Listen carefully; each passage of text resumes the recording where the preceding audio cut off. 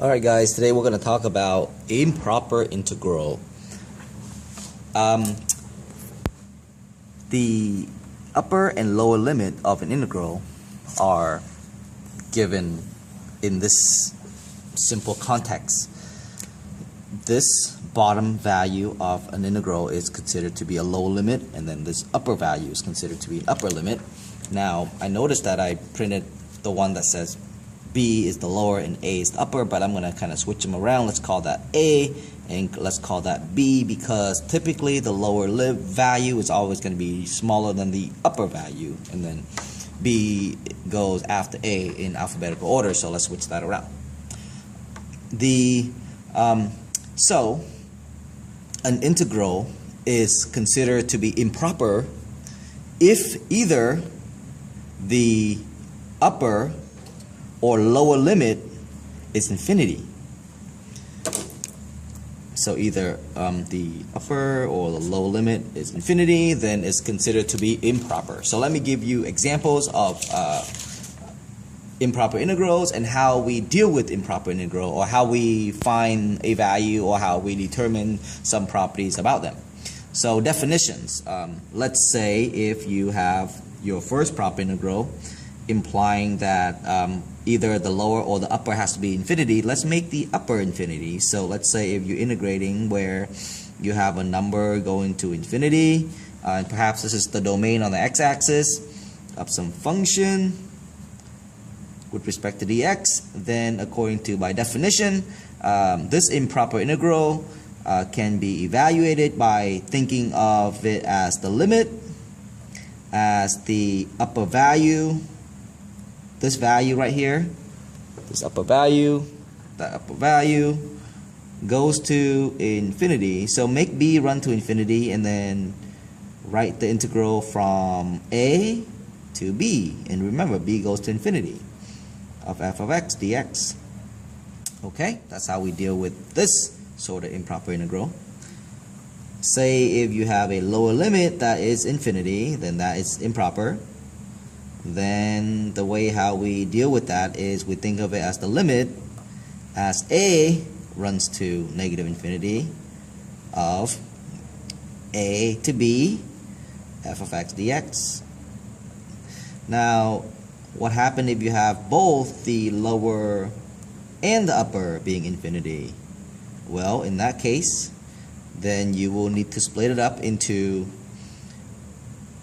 the sum of two of them. So limit as a runs to negative infinity of the integral of a to some number. Okay, and this number could be 5, it could be 0, it could be 10. So you make up a number there. Okay, dx fx dx plus the limit of as b runs to infinity. And whatever number you made up, you start at that number again, and then you go all the way up to b of the function with respect to dx. Alright, so those are definitions of improper integral. When you see them, you need to write them as limits, and then you evaluate them. Now, the next question is, how do we evaluate these sort of limits? Alright, well, it turns out that you can evaluate these sort of limits, and you will get either a number or you will get infinity. So this next two definition tells us how we should write conclusion toward our improper integral. And we state that, to make things easy, let me call this star right here. This thing is considered star, and this thing is considered star. Okay, to save us some time. So we say that if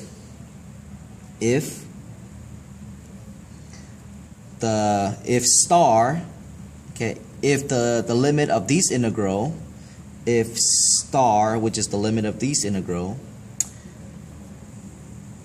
is finite or exist.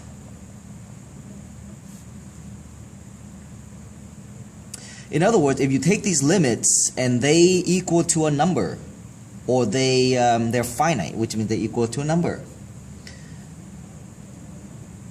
then we say that the improper integral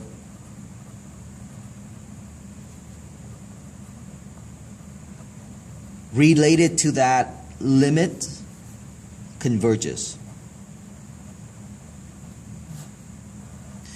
Again, once you're given an improper integral, to evaluate it, you have to write it as a limit of the integral.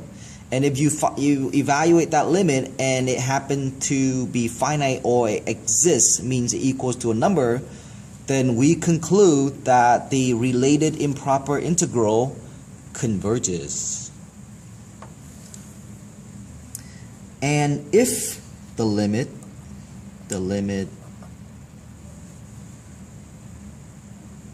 fail to exist,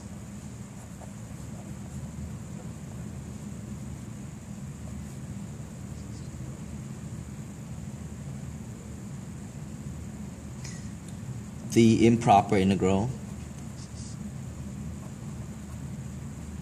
diverges. Okay, all right, there you go. So converges and diverges. Let's take a look at a few examples on how we evaluate these limits and how we write our conclusion. I want to evaluate this improper integral because the upper limit is infinity. That's why it is improper. So by definition, I need to rewrite it as the limit as b heads to infinity from 1 to b, a 1 over x dx.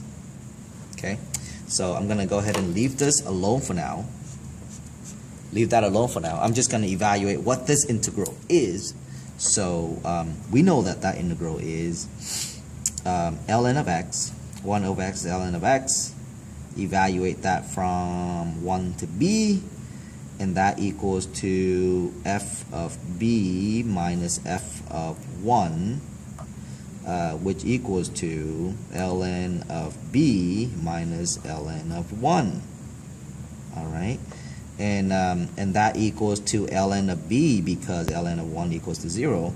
Now the limit that we highlighted, let's go ahead and bring that down. Remember, all these as b heads to infinity. All right, and so the limit as b heads to infinity of this, and as b gets really big, ln of b is going to get really big, so this heads to infinity, which means that the limit failed to exist. And if the limit failed to exist, then we conclude that the improper integral that's related to this limit diverges. Okay, so we say conclude that this integral diverges. Think of this integral as an area below the curve, from below the curve 1 over x, from 1 to infinity.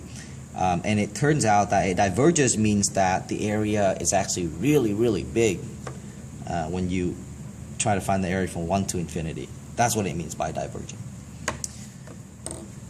All right, here's another improper integral from negative infinity to 2.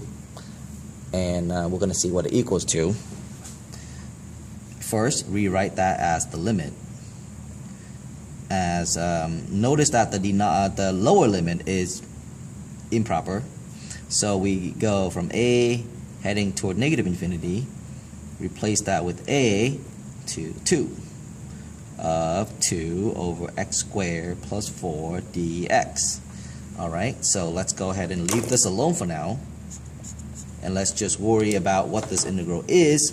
Now on the side over here, we know that we can evaluate this integral by first maybe pulling out a 2, and then factoring out a 4 here, x squared plus 1 dx. Pull the 4 outside, pull the 4 outside. Oh, by the way, that should be over 4.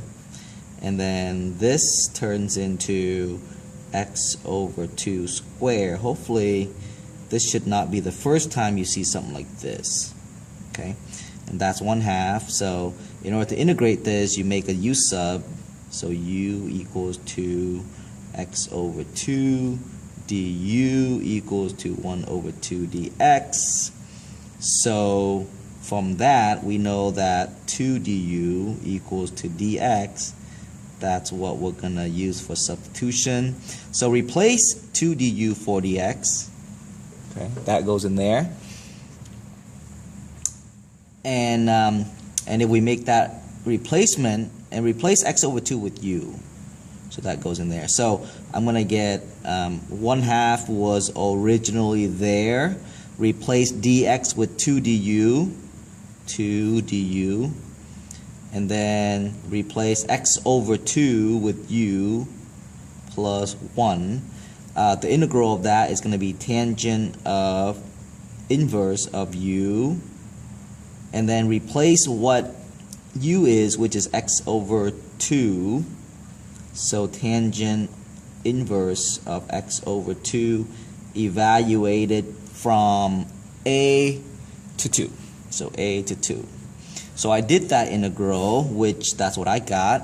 Now I'm going to introduce that limit. So this equals to the limit as a goes to negative infinity of f of 2 minus f of a. Alright. Continuing down to the next step. F at 2, if you replace 2 in there, you get tangent inverse of 1. If you replace f of a in there, you get tangent inverse of a over 2. Alright, so as this limit runs, as a runs to negative infinity, we're going to get tangent inverse of 1 minus, if you replace a with negative infinity, you're going to get tangent inverse of infinity, of negative infinity. This equals to pi over 4. Tangent inverse of 1 is pi over 4. Tangent inverse of negative infinity is negative pi over 2. Look up your summer homework, your red quiz catalogs if you need to review these tangent inverse. But adding that together, that becomes 3 pi over 4, which is a finite number. And since that's finite, since the limit is finite, we conclude that the improper integral